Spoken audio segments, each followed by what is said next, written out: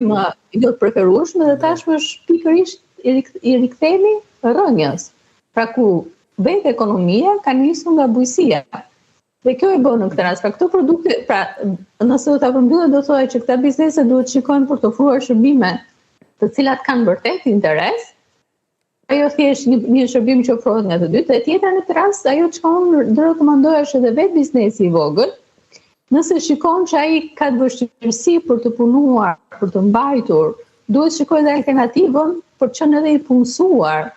Dhe këtu në këtë rast se mbështes për dy arsye bazë. E para në këtë rast kur je i punësuar, kostot e sigurimeve shoqërore ndahen mes punëdhënësit dhe punëmarrësit, ndërkohë që kur je i vetë punësuar ti i paguan të gjitha vetë. Pra 21.6% që paguhet i gjithi nga një qytetar, ndërsa kur je i punësuar ndahet 9.5 nga veti punësuar dhe pjesa tjetër paguhet nga punëdhënësi, pra ndan kosto, dhe e dyta në këtë rast koha. Kur ti e ke biznesin tënd, ti punon pa pushim, pa afat, sa ditë në javë nga mëngjesi në darkë. Ndërkohë që e ke edhe këtë orën. Pra ne në këtë rast të zjerojmë pak të qasje në kuptimin që mos mendojmë që ti unë nuk i jap llogari kujt ose shkoj kur të dua, e hap kur të dua, jam vetë ose punoj për vete, pra duhen bërë dhe disa llogari se cila është më e mira për vetë individin. Pra njëri mund punoj për vete, por kur ofron një punë e cila realisht ofron një shërbim që është jo i përgjithshëm. Por kur janë shërbime të cilat ofrohen në një ambient ose në një zonë shumë kufizuar, në një numër shumë të lartë, normalisht edhe fitimi ose ajo çka të ngelet në frazë dhe kufizuar. Edhe se një sektor i rëndësishëm fakt turizmi, por nga krau tjetër duke qenë në prag të nisjes së sezonit turistik, kurioz jam të kuptoj edhe natyrën se si bizneset funksionojnë dhe ku gabojnë në të vërtet. Pra, konteksti fitimit kam përshtypjen që është në rregull, për sa kohë kemi patur një pjesëmarrje të lartë të turistëve, por a arrin që ta ofrojnë, po themi në mënyrën se si përfitojnë edhe shërbimin, pra duke ruajtur standardin, duke ruajtur klientin, duke ruajtur turistin, apo jemi ende në proces eksperimenti. Nuk e di nëse si e shihni këtë fazë kryesisht verore që ka më tepër fluks të madh, pa edhe në tërësi si funksionojnë këto biznese turistike.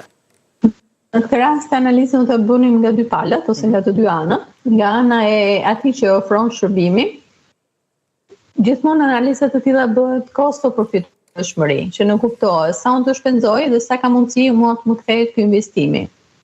Ndërsa analizën e konsumatorit bëhet nëse unë paguaj për një çmim, ky çmim i përgjigjet cilësisë së shërbimit ose të produktit. Pra këtu është pjesa e dy kavëve të kundra të analizës. Përgjithsisht, në natyrë, sidomos në sektorin e turizmit, synohet që të ketë një fitim shumë të shpejt, me pak investime. Dhe kur themi në këtë rast me pak investime, do thotë që ti investon jo tek cilësia e shërbimit. Ti investon se thua unë kam detin e bukur, unë kam ajrin ose unë kam malin, ajo te diçka që është e jotja. Ti investon tek ajo që është, ti duhet investosh tek cilësia e shërbimit dhe njëkohësisht cilësia e produktit. Që nuk kupton kur të ofrosh nesër një shërbim dhe një produkt, ai që do paguaj qytetari, do paguaj një çmim i cili të korespondojë edhe me cilësinë që ai merr. E dyta në këtë rast që është karakteristik tek biznesi, sidomos tek pjesa e turizmit, është të luajtur, në thonjse ose të punuarit në dy standarde. Që do thotë? Ka ndodhur edhe vetë në këtë rast, kur një çmim, për shembull, aktualisht neve kemi kursin e favorshëm mes lekut dhe euros. Nëse vite më parë ishte më e favorshëm euro.